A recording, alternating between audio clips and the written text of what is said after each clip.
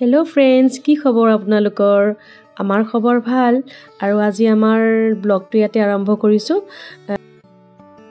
আমি আজি কেৰেলা ফুৰিবলৈ যাবলৈ ওলাইছো আৰু তাৰ কাৰণে আমি প্ৰথমতে আজি গুৱাহাটীৰ পৰা প্ৰথম হায়দৰাবাদ এয়াৰপৰ্টলৈকে যাম আমাৰ ফ্লাইট আছে হায়দৰাবাদলৈ আৰু তাত আমি 1 ঘণ্টা পিছত আকৌ নেক্সট ফ্লাইটখন কোচিলৈকে আছে তাৰ পৰা আমি কোচিলৈকে যাম আপোনালোকে আমাৰ আজিৰ এই ভিডিঅটো শেষলৈকে চাই থাকিব দেই আৰু ভাল লাগিলে এটা লাইক কৰি দিব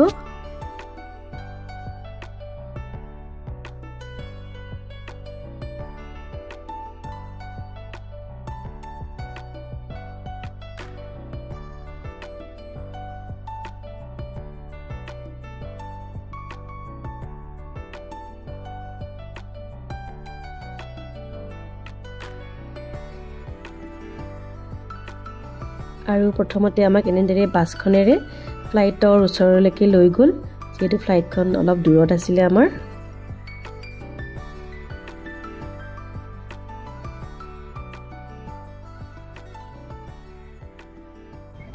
আৰু আমি এতিয়া ফ্লাইটত বহিলো আৰু অলপ পিছতে ফ্লাইটখন ষ্টাৰ্ট হ'ব কৰবাত যাবলৈ ওলালে কিবা মনত ভাল লাগিলে অলপ ভয় ভয় ভাব এটাও থাকে যি নহক আমি চাৰিটাই ফুৰিবলৈ যাম ও আপোনালোকক কোৱাই নাই চাৰিটা মানে আমি এতিয়া তিনিটা গৈ আছো আমি কোচিত আমাৰ বাবাক ডাঙৰ বাবাক তাতে লগ কৰিম তাৰ পিছত কি চেন্নাইৰ পৰা কোচিলৈকে আহিব আমি তাত চাৰিজনে লগ হ'ম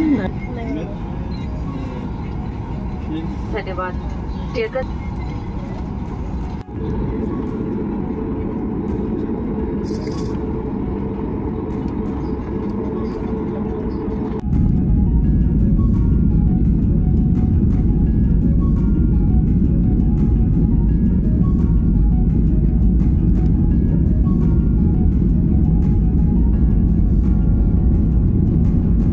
আৰু লাহেলে আমাৰ ফ্লাইটখন ওপৰলৈ উৰিবলৈ আৰম্ভ কৰিলে আৰু মই বাবা সাইক মই সেৱা কৰিলো প্ৰে কৰিলো যাতে বাবাই আমাক ভালে ভালে লৈ যায় আৰু আমি চাৰিওটা যাতে একেলগে গৈ ভালকে ফুৰি আহিব পাৰো আমাৰ এই ট্ৰিপটোত তাৰ কাৰণে ভগৱানক ভালকে প্ৰে কৰি ললো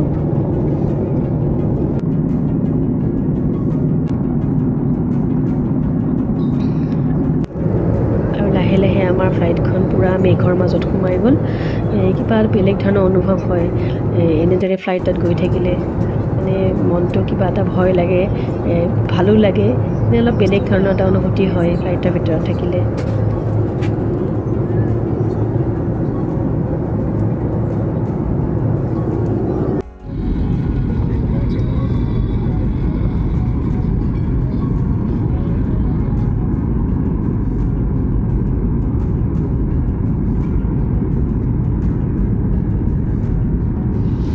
আৰু এই আমাৰ ফ্লাইটখন লাহে লাহে হায়দৰাবাদৰ এয়াৰপৰ্টত লেণ্ড কৰিবলৈ আৰম্ভ কৰিছে আমি ইয়াতে হায়দৰাবাদত লেণ্ড কৰি পেলাই হায়দৰাবাদৰ পৰা আকৌ বেলেগ এখন ফ্লাইটত আমি কোচিলৈ যাম গতিকে ইয়াত আমাৰ 1 ঘণ্টা পিছত আৰু এখন ফ্লাইট আছে বেলেগ এখন ফ্লাইট সেইখনত আমি যাব লাগিব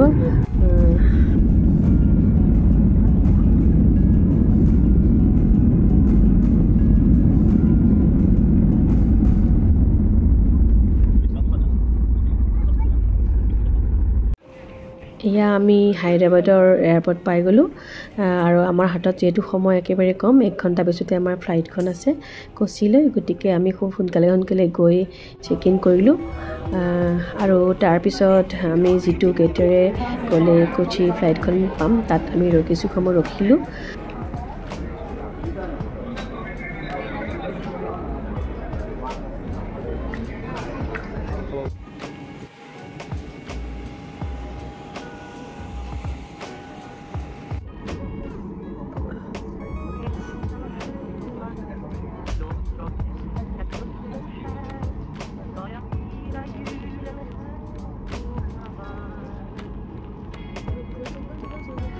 আৰু লাহে লাহে আমাৰ এই হায়দৰাবাদৰ পৰা ফ্লাইটখন কোচিলৈ যাবলৈ আৰম্ভ কৰিলে আৰু সেইখন দেখিছেনে এখন ফ্লাইট গৈছে তাৰ পিছে পিছে আমাৰ এখন ফ্লাইটো এতিয়া লাহে লাহে ওপৰলৈ উঠিব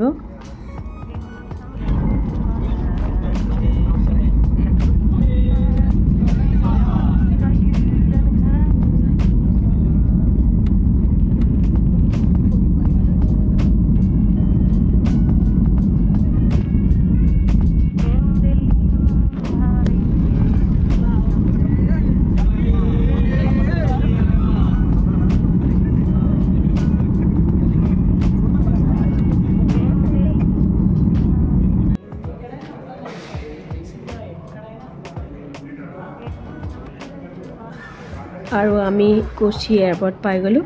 এয়াৰপৰ্টটো সঁচাই বহুত ধুনীয়া হয়। আমি বাবাক বিচাৰিবৰ কাৰণে অকণমান আগবাঢ়ি গ'লোঁ কোনফালে কি আছে। ফোনত ইতিমধ্যে কথা পাতিছোঁ আমি, সি পোৱা বুলি ক'লে আধা ঘণ্টামান আগতে।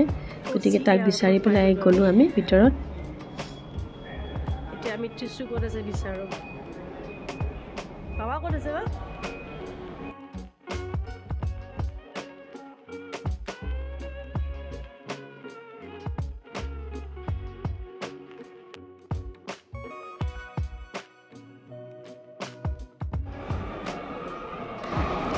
এয়া তাক আমি দেখিলোঁ আৰু আমি 4টা লগ হ'লোঁ।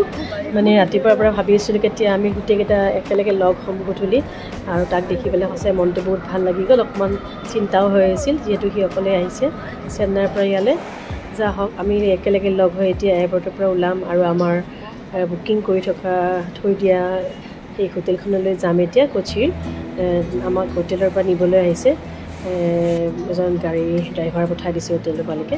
আৰু এতিয়া আমি আমাৰ লাগেজবিলাক গাড়ীত ভৰাই আমি আমাৰ হোটেললৈকে যাম।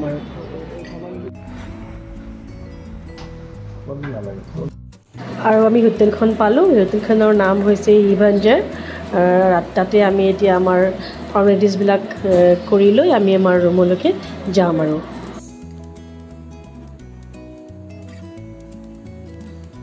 আমি আমাৰ ৰুমৰ ভিতৰলৈ আহিলোঁ আৰু এই হোটেলখন চাওকচোন, সুন্দৰকৈ সজাই ৰাখিছে। আমি অকল ৰাতিটোৰ কাৰণে ইয়াতে থাকিম, তাৰ পিছদিনাখন ৰাতিপুৱাই আমি মুনাৰলৈ যাম। গতিকে ইমান ডাঙৰ ৰুমো নহয়, গতিকে আমাৰ 4জনৰ কাৰণে ধুনীয়াকৈ হৈ গৈছে। আৰু আজিলৈ আমাৰ এই ভিডিঅ'টো ইয়াতে শেষ কৰিলোঁ। আপোনালোকে যদি আমাৰ ভিডিঅ'টো চাই ভাল পাইছে, লাইক, কমেণ্ট আৰু ছাবস্ক্ৰাইব কৰি দিব। গতিকে আজিলৈ আহিলোঁ।